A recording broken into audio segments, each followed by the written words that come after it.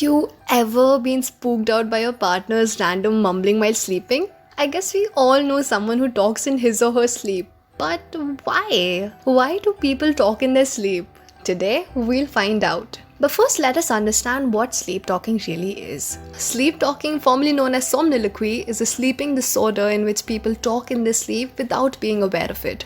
It's considered to be parasomnia. Parasomnias describe sleep disorders that occur during the transitions between different stages of sleep, including between wakefulness and sleep or between light sleep and REM stage. Parasomnias range from seriously interfering with the person's circadian rhythms as with delayed sleep phase syndrome to create an extreme fear caused by night terrors. Sometimes, as is often with the case of sleep talking, they're completely harmless. What do we talk about in our sleep? People could talk about all kinds of things in their sleep. Some people can have full-on conversations with some unseen participant, while others could indulge in an elaborate monologue or just simply utter nonsensical gibberish. People talk during light sleep is more comprehensible as compared to the sleep talking done during deep sleep or the REM cycle. Sleep talkers may groan, yell or whisper, and these episodes can last up to 30 seconds at most. So, do we all experience sleep talking? No, not all of us experience sleep talking. But it's possible that once in a while we do have sleep talking episodes. This occurrence is common in children, especially between the ages of 3 to 10. There could be a genetic link to sleep talking. So, if any of the parents have a habit of sleep talking, then it is likely that they may have passed it on to their children. Why do people talk in their sleep? Well, here are a couple of things that could be the reason for the same. REM sleep behavior disorder. We dream during the rapid eye movement stage of our sleep. During this stage, eyes flutter rapidly under the eyelids, blood pressure rises, the heart rate increases, and brainwave activity is similar to when we are awake. The body is at complete rest, nearly paralyzed, which prevents us from acting out on our dreams. However, if someone has REM sleep disorder, then they could act on their dreams too. This means they could talk during the sleep or even start to walk. Sleep terrors. Sleep terrors are common in children. However, adults too can sometimes experience night terrors. During a night terror, a person seems like he's awake. They could be talking, yelling, screaming, or they could even get physically violent because they are frightened about the vision they are having in their sleep. It could be a dream or a hallucination. People often don't remember what they did during a night terror episode. Medications. Some medication can have sleep talking as their side effect. So if you suddenly start to sleep talk, check your prescription and look if any of them has sleep talking as a side effect. If so, then consult your doctor.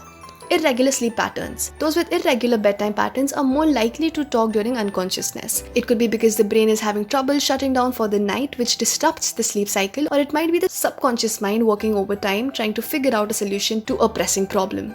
Fever. Sleep talking during fever is fairly common. The body and the brain are constantly exhausted as they're devoting energy towards recovering the immune system. Therefore, it is possible that you experience a sleep talk incident. Substance abuse. Some drugs act as stimulants, keeping you awake, while others induce a state of drowsiness. Either way, it alters your inner clock or circadian rhythm and disrupts your sleep schedule. As a result, you are more likely to experience sleep talking. Sleep deprivation.